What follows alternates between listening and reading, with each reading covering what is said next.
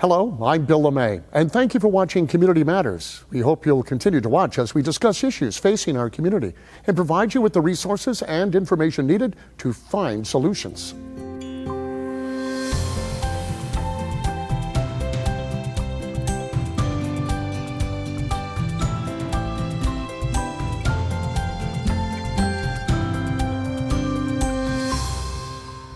Welcome to Community Matters. Later in the show, we'll speak with the North Carolina Department of Public Safety to discuss crime victims' compensation and community corrections. But right now, I'd like to welcome Roger Floyd, Chief Impact Officer, and Ashley Carrington, Cultural Arts Director with the George Floyd Memorial Center. And to both of you, welcome. Thank you for joining us today. Thank you, Bill. Appreciate it. Well, I know you have a special day coming up on May 25th. And why don't we talk a little bit about that? It has to do with George, well, I don't know who wants to go first. How about I'll jump in. The uncle go first. Go ahead. Well, thank you for the opportunity, and we're so pleased to be here with you today. The focus is May 25th, 2020, George Floyd passing in Minneapolis, Minnesota. And we developed the George Floyd Memorial Center as a way of telling the world who he was and what he was all about. And we want to take this platform to really impact the lives.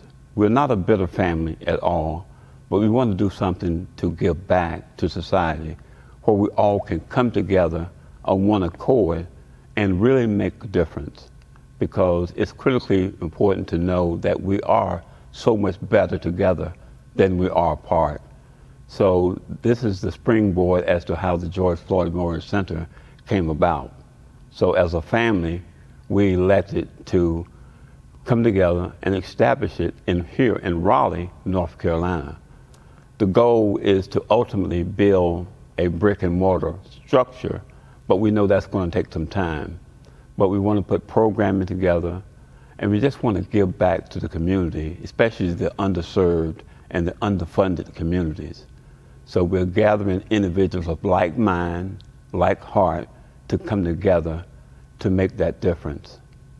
Can I ask, I mean, it's so admirable. I mean, it's very easy to be very angry, very bitter. Right. Has it been kind of a healing thing for you guys to refocus yourself, Ashley, or yeah, please, Uncle? We're going from perpetual trauma to transformation, because what happened on May 25th, yes, was a tragedy that affected the Floyd family, but I think it awoken something in all of us, an understanding where there are spaces in our justice system and social justice programs where there's lack.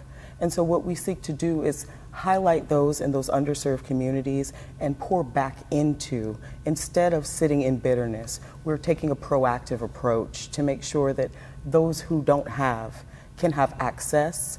Those who have maybe challenging conversations have a safe space to do that. So as you mentioned, May 25th, we're actually having a virtual town hall that will feature specifically law enforcement in conversation with the community, so that we can really use that day not only as a memory of pain, but as a transformative conversation, so that we can see the progress from George's death, but through the work that we do with the center, his life will help affect change that we want to see. And we want that to be a community connected process. And so we will be having this virtual town hall. It will take place on May 25th. You can find out all about it at georgefloydmc.org. And it's going to be a free event. And we believe that we should offer this as a part of the weekend of Enlightenment to make sure that the community knows we want to bridge the gap.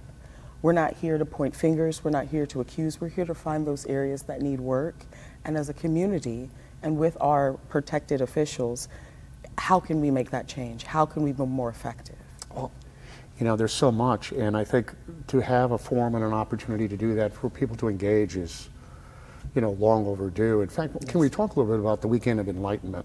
Some of the things, you mentioned law enforcement, which I think is awesome with the town hall, but I know there are other areas that you would like to focus on and have discussion on and hopefully improve, correct? Yes. Yes, that's for sure. What are those? Well, one thing we're going to do is have a golf tournament on May 27th. Okay. That's going to be at Lockmere in Cary.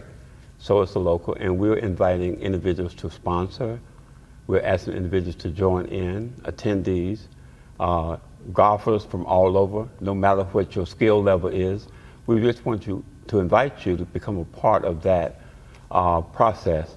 And of course, we are asking for donations, if you will, sponsors of holes, if you will. And we want to make it a really fun day, an enjoyable day, where we can interact with one another and make that difference. And then on the 28th, those issues that we'll be focusing on for the community is going to be health, wealth, and remind me. Education. Yes, Education. education. Oh, yes, definitely. So those areas we all know often receive some sort of cut or maybe a little less focus. But we believe that coming together and finding solutions with the center and with the community, we can kind of help edge things along as we wait for things to kind of catch up. You know, it moves a little slow, so we're just doing our part. You're so kind. I may have used some other word, but yes. Yeah. So when you focus in on that, are you talking about getting together and discussing, having experts come in, or what? How's that going to work? So on the 28th of May, we will actually be having an all-day conference, and it's going to be an inspirational conference. It will start at 11 a.m., and we're going to have keynote speakers, Dr. Michael Waters, Dr. Richard Lapchick, Dr. Kamari Cook, who will be giving different topics and speaking, and then we'll also have workshops, again, focused on health, wealth, and education. That'll last maybe about 45 minutes, and all of them are going to be hosted by local organizations who know the community and can help those who attend the conference plug into these different areas that they may have of interest. And of course, there's going to be entertainment. Ike Floyd, George's uncle, will actually be performing as a part of the musical selections. And we have some local spoken word artists who will be also performing during our breaks. So it's going to be a full day. It sure does. It sounds like fun. Yes. It also sounds like you're going to walk away gaining something from Absolutely. that. I know you want to build a structure eventually. I also get the sense this is going to be an annual event, and I mean, what is your overall broader goals? Well, that's just it. It's perpetual motion, continuation. It's ongoing. It's just not a one day or one weekend affair.